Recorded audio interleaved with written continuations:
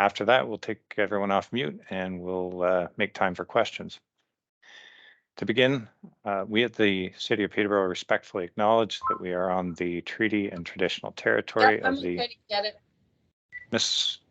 Cajun Daycare, Donna speaking. Hi, Nicole. If you aren't muted, could you please mute yourself? And we'll take everybody off mute for a question period after the presentation. Okay, so no Bennett after school or tomorrow. So we at the City of Peterborough respectfully acknowledge that we are on the treaty and traditional territory of the Mississauga and Anishinaabe. We offer our gratitude to the First Peoples for their care for and teachings about our earth and our relations. May we honor those teachings. So briefly, the city started the social procurement program December 6th, 2021. At that time, council approved the implementation of the program, and that included the design, training, education, engagement, and the development of a social procurement policy. To help obtain those goals, Buy Social Canada was hired by the city, and in December of 2022, council approved the city's current purchasing bylaw, which fully incorporates social procurement. With us to introduce and explain the concept of social procurement are the experts from Buy Social Canada. And with that, I'd like to introduce David LePage, who is the managing partner with Buy Social Canada. David? Great. Thanks so much, Chris. And thanks everyone for participating. Joining me today from our team is going to be Risa Paroki. And we're just really excited to be working on this project with the city because it goes back a number of years when we were pre-and engagement, just invited by members of the community to share some information about social procurement, and coming from the community and working with community members. This is a great evolution of that discussion, because we have always found the successful social procurement initiatives come from community, get the government, the municipality, and support, and then go to policy. And now we're at that point of developing implementation. So today's agenda is pretty simple. I'm just going to spend a few minutes on an overview of social procurement, so we have some common language, but then Race is really going to take over and dive into the social procurement policy with the city of Peterborough, the process we're going through in terms of vendor registry, the social value questionnaire. And then after we finish that part, we'll have plenty of time for questions and answers, or at least questions and comments from all of you who are here. So we're really pleased to see that. So quickly, I think when we think about what is social procurement, one of the facts that we think about is that every purchase has an economic, an environmental, and a social impact.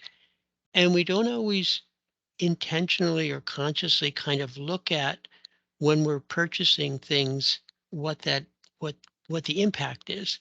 But when we think about social procurement, we're trying to think about, if the municipality is going to be spending money and it's the taxpayer money, how do we get the best value? How do we reinvest that back into community? So social procurement is really about that intentional use of buying things, to look at it more than just a financial transaction.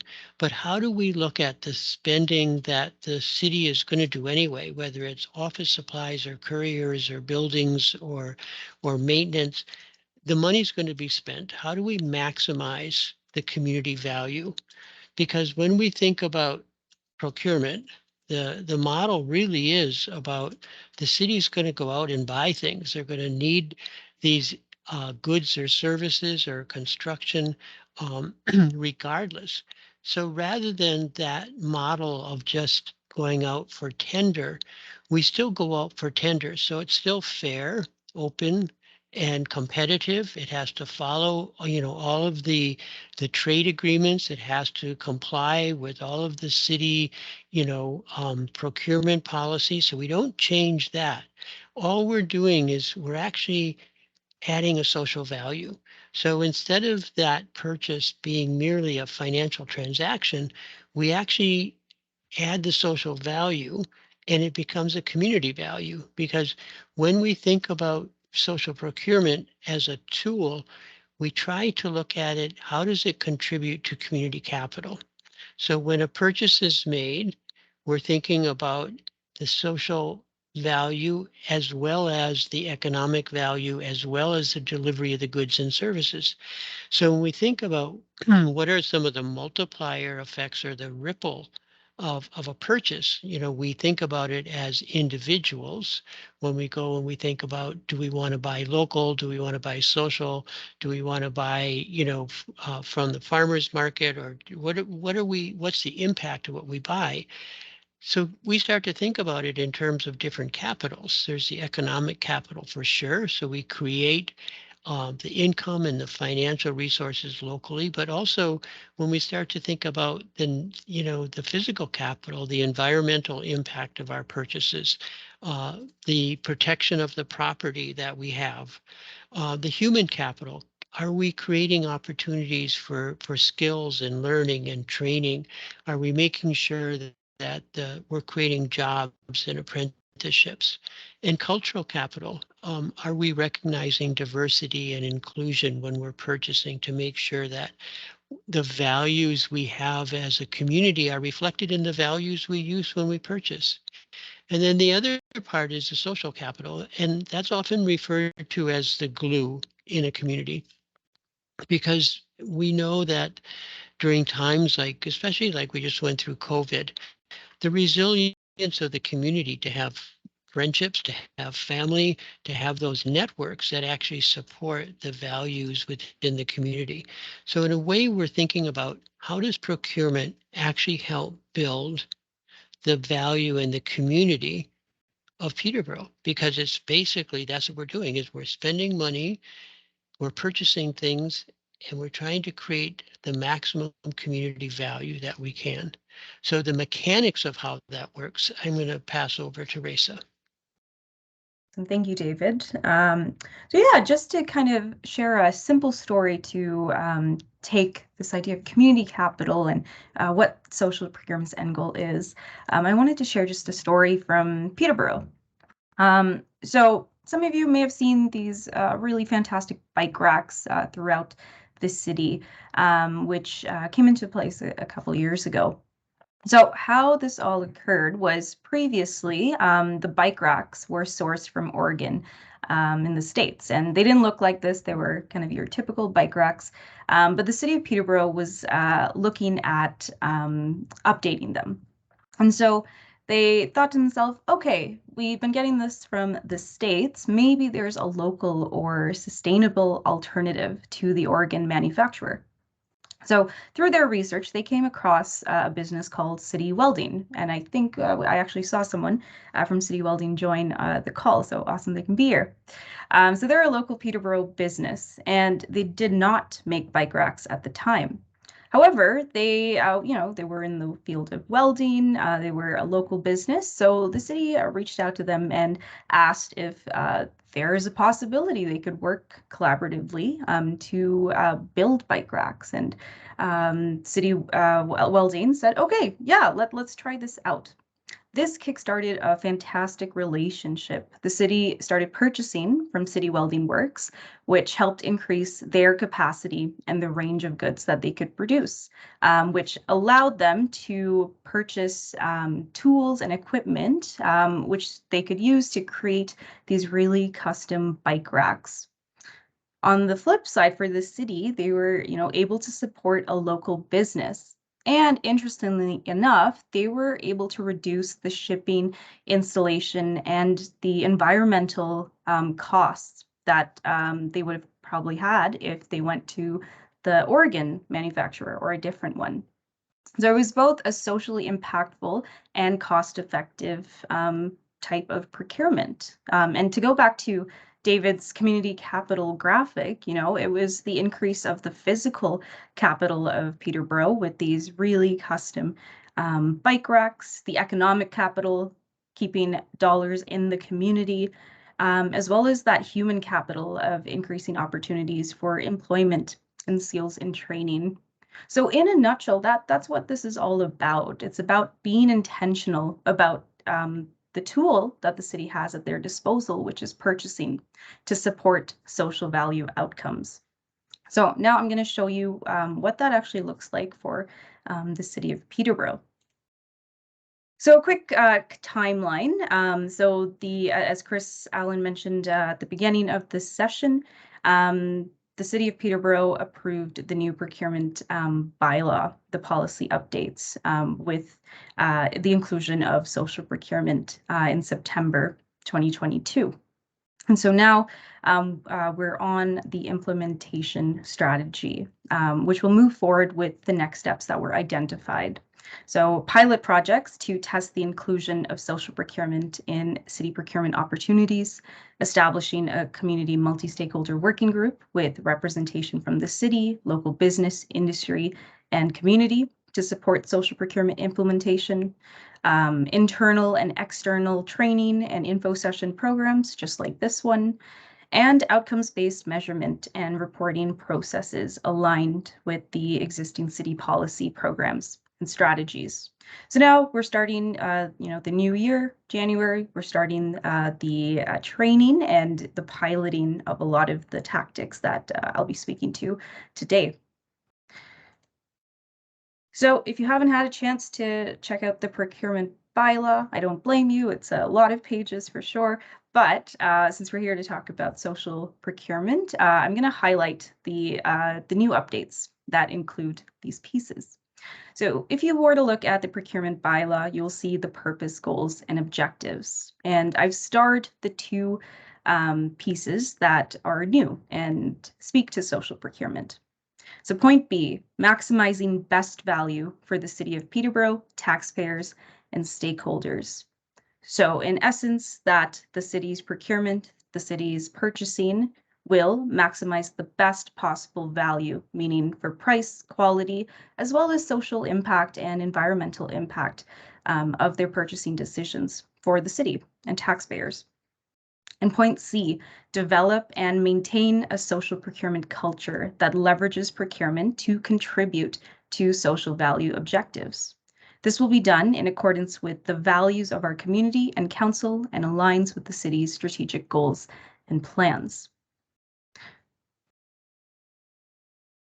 And if we go further, there are purchasing principles outlined in the bylaw. So in essence, the principles that will guide the purchasing decisions for the city.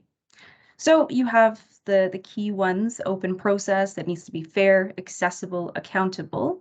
But now there's that inclusion of social procurement as well as sustainable procurement. So in that last purpose, goals, objectives slide, I talked about point C, where it mentions the social value objectives. So what are those? So in the bylaw, it states that every purchase has a social, economic, cultural, and environmental impact, whether intended or not. Through social procurement, the city seeks to leverage existing procurement activities to achieve positive social value objectives that align with city strategic goals and plans.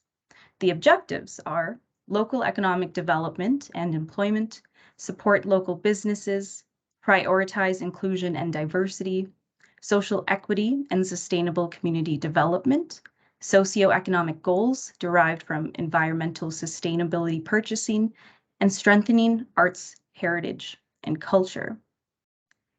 So where these objectives came from were the pre-existing strategic plans and goals of the city. So the foundational work to come to these objectives was a scan of the different plans already in place at the city to ensure that procurement for the city, or the purchasing, is aligned with the goals that the city is trying to achieve in the community. And there was ample internal and external engagement sessions to land at these objectives. So these objectives, along with those other purchasing principles of being open, fair, accessible, and transparent, are what will guide the city's procurement decisions. So how is this going to work? So there are different tactics that will be used to kind of implement social procurement. And for the vendors yourselves, there are different ways that you'll be able to engage with social procurement.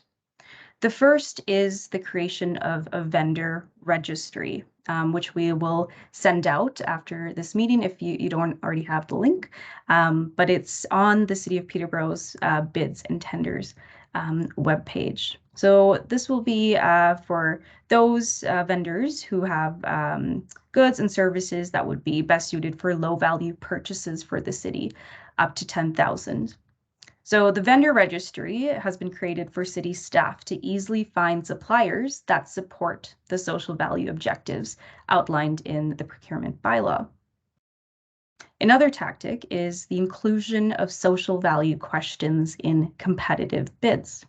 So for competitive bid purchases for the city for goods, services, and construction above 10K, there will be a questionnaire that will be part of the evaluated criteria of the bid to assess for social procurement, or how do the bidders support the social value objectives.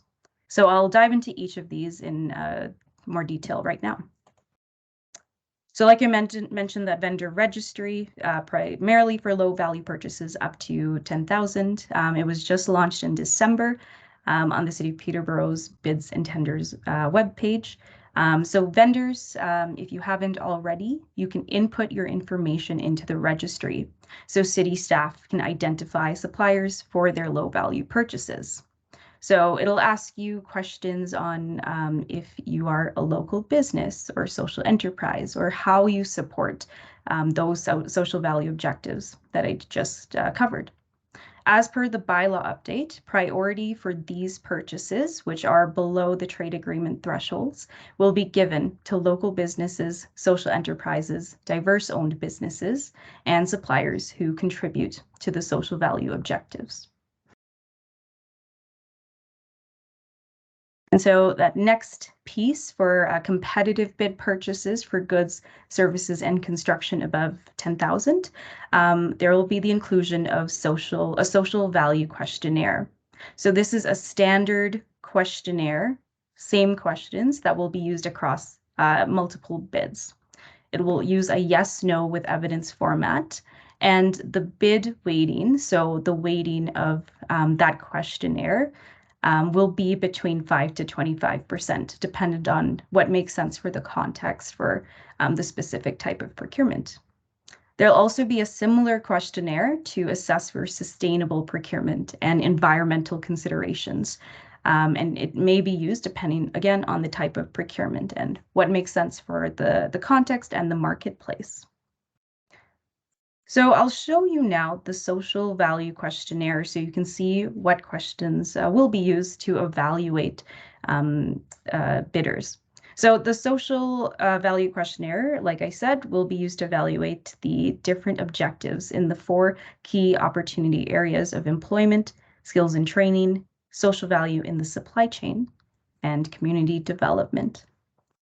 So I'm going to stop sharing this and show you the questionnaire.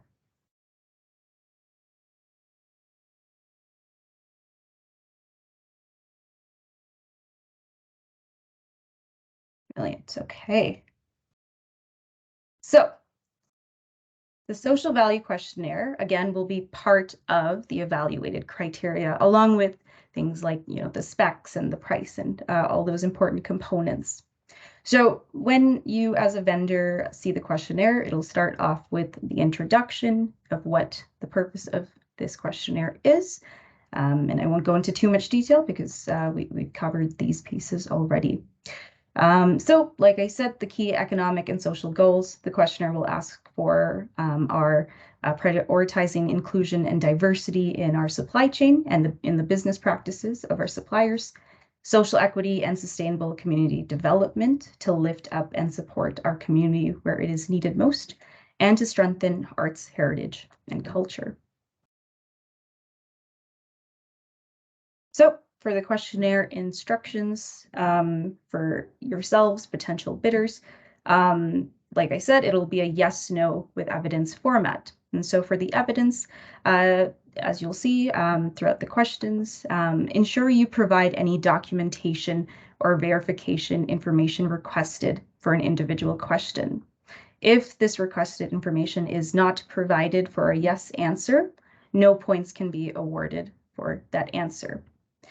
So a no or a not applicable response to an individual question is a valid answer and contributes to meeting any mandatory bid requirements in terms of the questionnaire being considered complete. However, again, no points can be awarded for that question. So even if you don't have that piece, make sure you do respond to the question to ensure that the questionnaire is completed as part of your bid. The questionnaire weighting as a percentage of the whole proposal will be found in the summary of evaluation. And like I said, can be between 5 to 25%, depending on how much importance is placed on it for that specific procurement. The city also reserves the right to verify the information reported in the social value questionnaire by the successful proponent. So you would add your general information, and then we'll get into the questions. So the first section is employment. And the first question will be, does your organization currently have strategies or policies around inclusive employment practices to ensure you're providing employment opportunities for equity deserving groups or persons facing barriers to employment? And the definition of equity deserving groups is aligned with the City of Peterborough's definition, which is here, as you can see. And so you'll either say yes or no. If you say yes, you will have to please describe your current processes for implementing your strategies or policies and ensuring employment opportunities for equity deserving groups. Please describe how you do the following: recruit individuals from these groups, monitor and measure employment, retention strategies for employees from equity deserving groups, and reporting on the status of the strategy or policy. And so the scoring, as you'll see, and it's the same scoring format for each question, will be yes with evidence, 3 points, yes without evidence, 0 points, and no, 0 points. And so you might be wondering, what is considered evidence? And so the City of Peterborough, understanding this is new for the marketplace, and we are moving into a piloting implementation stage, will not be prescriptive in terms of what is considered evidence. Basically, what for you as a vendor bidding on something like this and seeing this question, just whether it's a policy or a documentation on this question, ensuring that you are able to fully describe and explain what is asked. So here are these 4 points. If you can speak to it in your evidence, that will be considered yes with evidence. So not being prescriptive of what that evidence actually is, but just ensure that you are fully answering the question and can provide support so that the city can say yes, that they have provided evidence. So the second question is, do you have a living wage policy or certification? If yes, please attach the policy or your living wage certification. Again, same point structure. So that's the first section. Section 2 is skills and training. So do you currently have an apprenticeship, paid internship, or paid work experience program? Yes or no? If yes, please provide details on the program. Details should include how many individuals have participated and the history of the program. Same scoring format. The next question is, do you currently have a program of this sort that targets any of the following equity deserving groups as outlined here? And if yes, please provide details. Details should include which groups are targeted, how they're targeted, how many from the groups have participated and are currently enrolled, and the history of the program. Same scoring format, and that is section 2. Section 3, how many employees do you employ? And City of Peterborough is using the Industry Canada definition that small businesses are those under 99 employees. So if you are a small business, you'll get 3 points, otherwise 0 points. Do you have a third-party certification that shows you are a diverse-owned business or social enterprise? Third-party certification is one that verifies that the business is majority owned by these groups or a social enterprise as well. And so we have a list of the different certifying bodies in Canada and internationally. Again, this list is not inclusive or exclusive, I should say. If there are other third-party certifications you have that does verify this, that would be considered evidence as well. The next question is, does your organization practice social procurement? Social procurement is intentionally seeking to leverage social value from your supply chain. So this could be buying from small businesses, diverse-owned businesses, social enterprises, and businesses who support your social value creation goals. And if yes, please attach the relevant policy or provide evidence of implementation. Do you currently track the number of contracts and/or dollars spent in your social procurement practice? If yes, please provide a report or recent data on number of contracts and/or dollars spent. In the delivery of this contract, do you have a strategy for how you will ensure a diverse supply chain that is accessible to all types of businesses, including where appropriate, diverse-owned business, social enterprises, and/or small-sized businesses? If yes, please describe how you would implement, monitor, and measure this strategy. Section 4, community development. In the last 3 years, has your organization implemented any programs or initiatives to ensure greater economic opportunity and community integration for equity-deserving groups? If yes, please provide details of any programs or initiatives, including number of individuals served by these programs or initiatives. In the last 3 years, has your organization implemented any programs or initiatives to strengthen arts, heritage, and culture? If yes, please provide details. And the last question, does your organization have geographical, socioeconomic, political, and/or environmental knowledge of the city and the county that will increase your abilities to successfully deliver on this contract? If yes, please describe. Your response should include information and evidence of your experience, knowledge, and length and strength of relationships. And so we'll have the total scoring. So it'll be out of 36. And again, what the weight of this questionnaire will be between 5 to 25% of the total evaluated criteria. The questionnaire will also have definitions on each of those pieces mentioned in the questions if folks are wondering what does one particular thing mean. And so that is the social value questionnaire. So like I said, it's a standard questionnaire. So these questions, it'll be the same on multiple bids. So if you do fill out one, you can use the same answers for the next bid, unless you've updated, say, a policy or you've added a specific piece that wasn't outlined in the first questionnaire that you filled out. Perfect. Okay. So the evaluation of the questionnaire will be done through the City of Peterborough's procurement team. And the evaluation, like mentioned, will be yes, no, with evidence.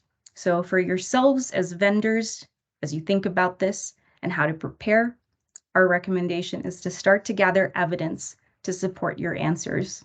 So think things like policies, certifications, data, stories, etc. And again, the questionnaires will be standard, so same answers can be used across bids. So with that, we'll now move into the question kind of comment period and allow you to unmute yourself and share any thoughts. And since we have such a fairly big group, I'll suggest if folks can just put their hand up, the little emoji, and then we can go through. I see Ralph. Thanks. I have a question, and it's either for David or Chris.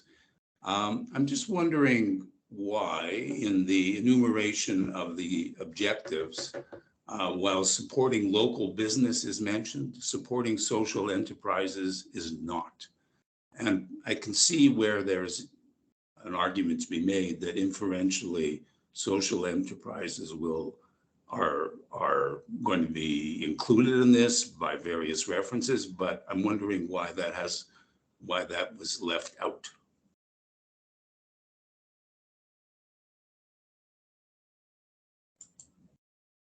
I don't think it was left. I think it's a really good question, Ralph, and reflective, and thank you for your support over all the years.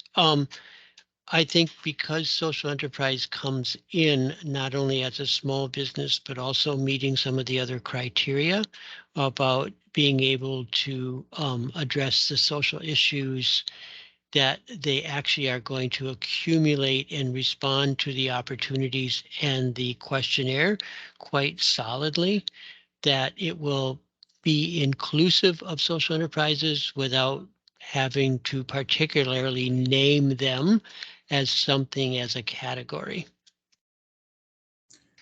But I think in the pilot stage, that's going to be a really fascinating thing for us to look at to ensure that they are able to respond to the opportunities. And it also will be important for the social enterprises to respond to the vendor invitation to get on the vendor list, so that in the smaller purchases, staff has the knowledge and the opportunity to engage with them as well. Thanks, Dave. And I'll say to Ralph, within the procurement bylaw, social enterprise is mentioned, not in the objectives, but if you look at the different part 10, the standard procurement methods, mentioning that priority is given to local, diverse owned businesses, as well as social enterprise, as well as in the informal quote process. So it does show up throughout the bylaw. I'll pass it to Craig. Yes, thank you for the presentation.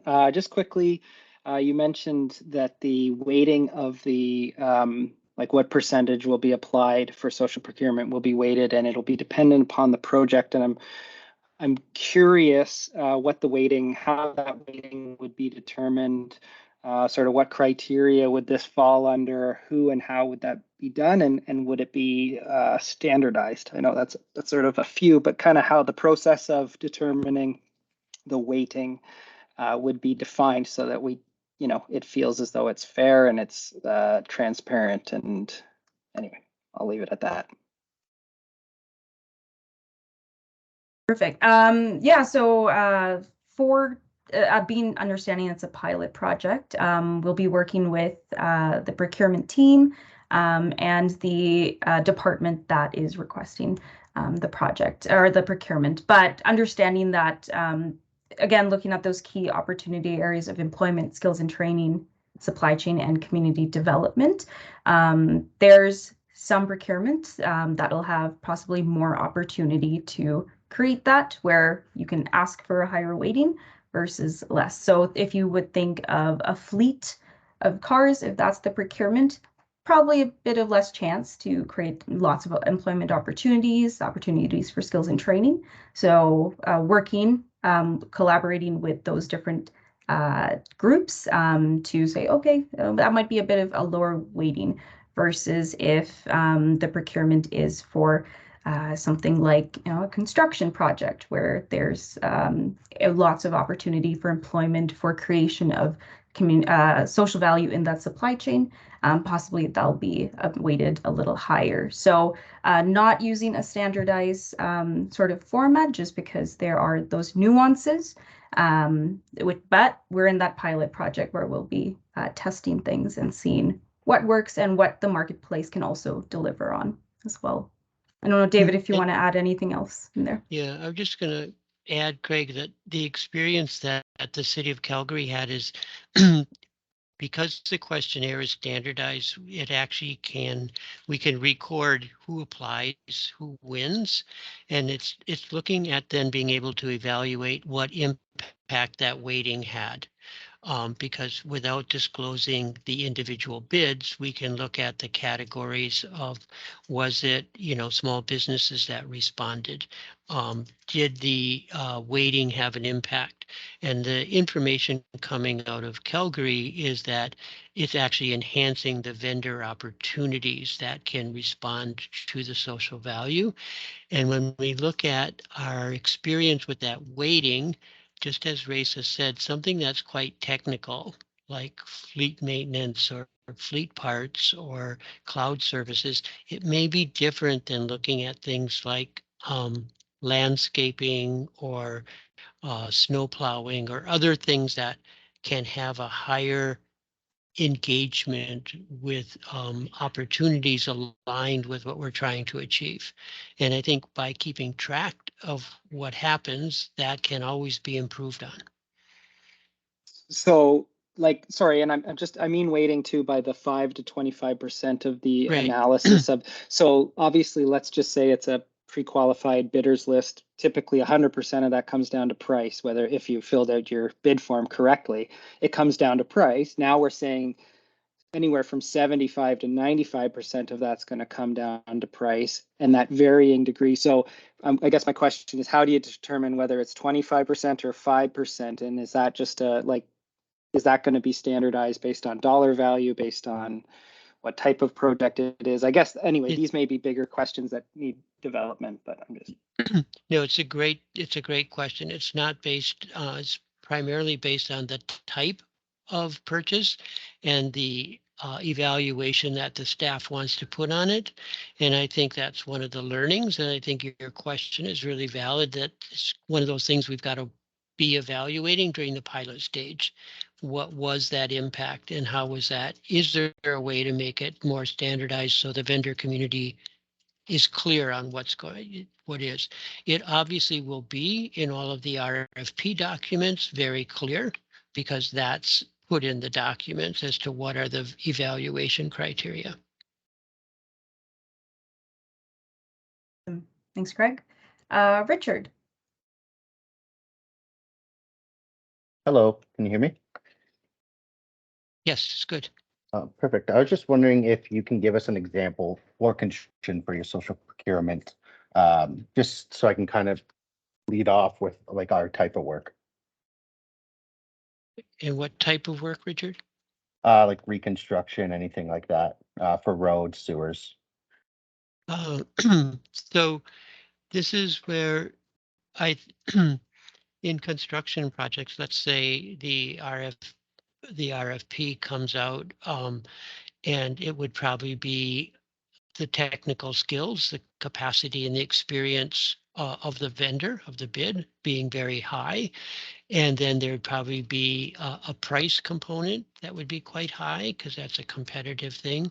And then there would be consideration of the environment and the social. So normally the social normally stays around the 5 to 10% level, ensuring that price and skills and experience really dominate the decision making in the RFP process. Okay, perfect. Yeah, so it's just kind of like, I'm just trying to write notes about how it would help us, like as a company, to work in Peterborough, right? With the city of Peterborough, stuff like that. Right. And where the strength comes in on that differentiating is that if you as a company have a social procurement strategy, if you as a company have an apprenticeship and training program, all that list of things that are in the questionnaire are the guidelines, are the evaluation that the staff will use to look at those values beyond price quality. And is there a copy? Do we get like anything from this? Like, can we get that questionnaire somewhere? So Yeah, the questionnaire is available and will be, will it be online? Yeah, I think actually, you know what? I don't know for certain, but I'll confirm that and let everybody know here. Perfect, thank you. So I'm definitely gonna want to look into that for what everything I need for working around you guys. So I just want to make sure I can get a hold of that to just review it. Thanks, Richard. Kelsey. Hi, just quickly, is this going to be underneath our profile on bids and tenders, or is this per tender that we're bidding on? The questionnaire will be on per tender. Okay. Okay, perfect, thanks. But as Reza said, it's going to be the same questionnaire. So once you fill it out, you can change it in your next bid if things have changed. But once you've completed it, you don't have to, it's not going to change per tender. Right, okay, thank you. Diane. I just looked online to like on your website, and I don't see the questionnaire up at all. Like I tried to search for it. So yes, it would be great if we could have a hard copy of that so we could digest what it's saying. Perfect. Yeah, we'll talk with the city of Peterborough and make sure that gets put up so folks can have a look. Perfect. And I think is it Hussein? Hussein? Yes, can you hear me? Yes, yeah, we can hear you. All right, perfect. My name is Hussein. I run a local business in the city, so I'm coming at this from a point of a vendor, a potential vendor, and also a small business startup advisor. So I have a couple of questions, if I may. First one is having worked or supported a lot of small startups and local, like really small businesses. Is there support through the application process for them, especially because they don't have the extra resources or the staff at that point to be able to help them through that application? Yeah, that's part of today's session as well, to hear what sort of supports would be useful. So in other municipalities that have implemented social procurement, they've done things like training videos, had info sessions like these as well, the questionnaire, putting that online for folks to view. But it would be great to hear what else would make sense and would be useful for the Peterborough market. Okay, good to know. Thank you. Second question, because obviously there's a difference in resources that small businesses versus larger businesses have, is there a part of the evaluation process that actually ensures that like small businesses actually have a chance through that process? Yeah, maybe David, I'll pass it to you since I know you've Yeah, had quite a bit of I think experience with this. Hussein, yeah, I think Hussein, it's an excellent question, and it's a challenge across all of the country. Hopefully we can work closely with groups like Community Futures and other business development supports that exist to provide the support to small businesses that are trying to scale up. But our other experience is that many small businesses are going to fit in when the opportunity comes into the less complex direct purchasing. So that may be helpful.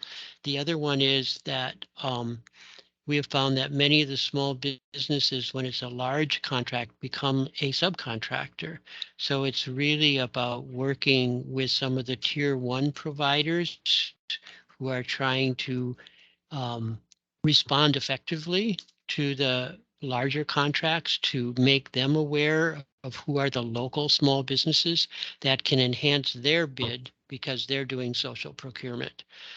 So it's not it's really an evolution of building a supportive ecosystem, which I think is what you're referring to as saying is how do we make sure that as this moves forward as a community development aspect of the city, that we build out not just the procurement side, but the capacity for small businesses as well.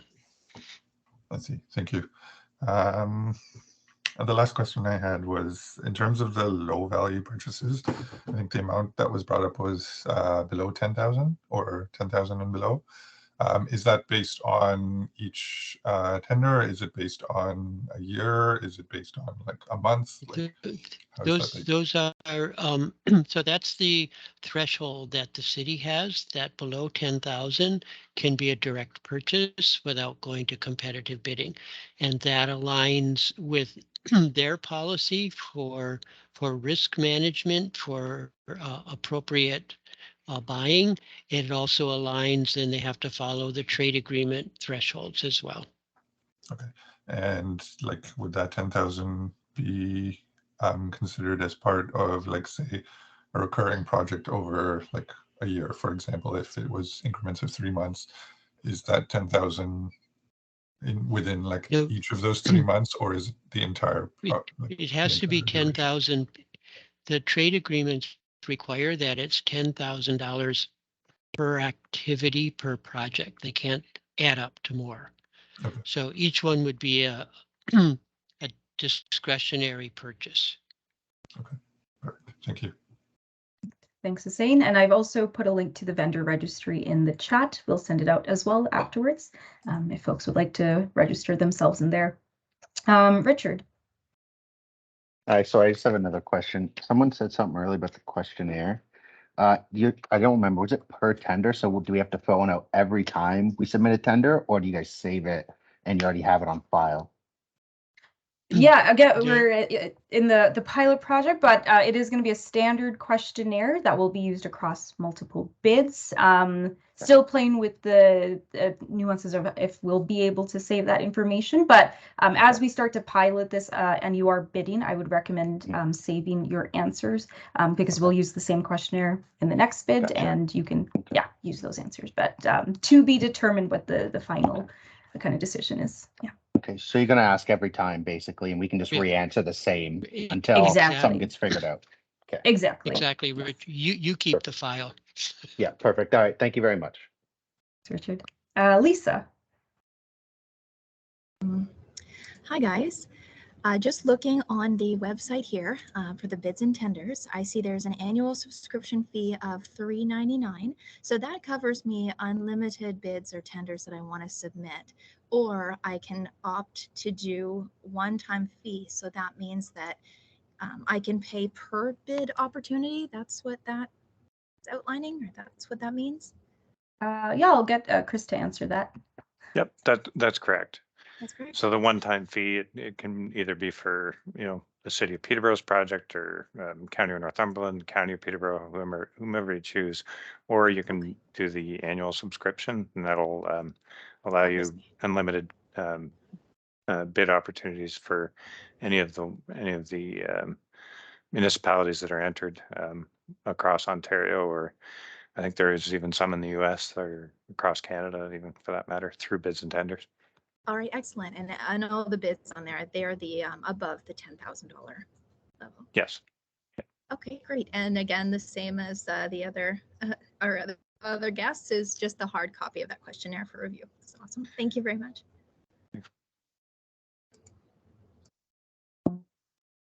Any additional questions? Diane. I was just wondering, because I have to share this with numerous people, I'm wondering, do you have a copy of the beginning slides that we could have access to? So when we're talking and sharing to other staff, that we could have some visual aids? Yeah, after this session, the city will be sending out the recording for the session along with the slides as well, and the links that we mentioned. So you'll have that copy. Thank you. Sue. Thanks for taking my question. I was just wondering if the Peterborough City website is the only location where bids are posted. That's correct. Yeah, on the bids and tenders site there. Okay, thank you. Any additional questions? Lisa. Okay. One more question, as I do deal with Bids and Tenders website quite frequently. This, the annual subscription, if my business is already registered with Bids and Tenders, then I'm covered. It isn't a registration fee just for the City of Peterborough bids. Is that correct? Yes, that's correct. Yeah, You okay. can, yeah. Thanks. Thanks. And Lisa, I'm not sure if that's your hand again, or if you have an additional question. No, how do I do not No. raise it lower? There we go. Thanks, guys. No worries. Thanks. Perfect. Okay, well, if there are no additional questions, we'd like to thank you so much for your time sitting down with us to hear about this exciting new development for the City of Peterborough. And again, the end goal of all of this is to create healthy communities and to really prosper in those different areas of community capital. So again, as I mentioned when Hussein asked that question about supports, we'd love to hear as this pilot project is implemented what supports you do need. So things like having the questionnaire on file, the presentation we sent. But if there's any additional things that do come up, we'd love to hear from you. So we'll share our contact information along with the slides and recording that are sent out if anything does come to mind. But with that, I'll pass it to Chris for any last thoughts.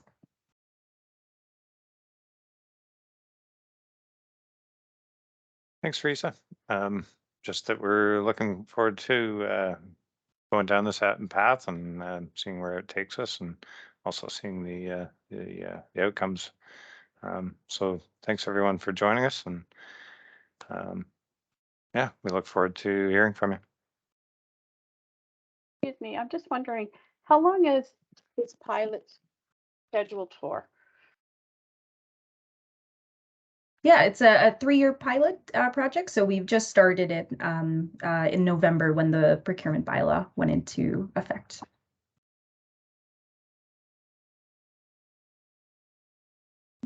All right. Well, with that, we'll bid adieu to everyone. Thank you again for your time, and have a great rest of your day. Thank you. You Thank too. you very much. Thank you. Thank you.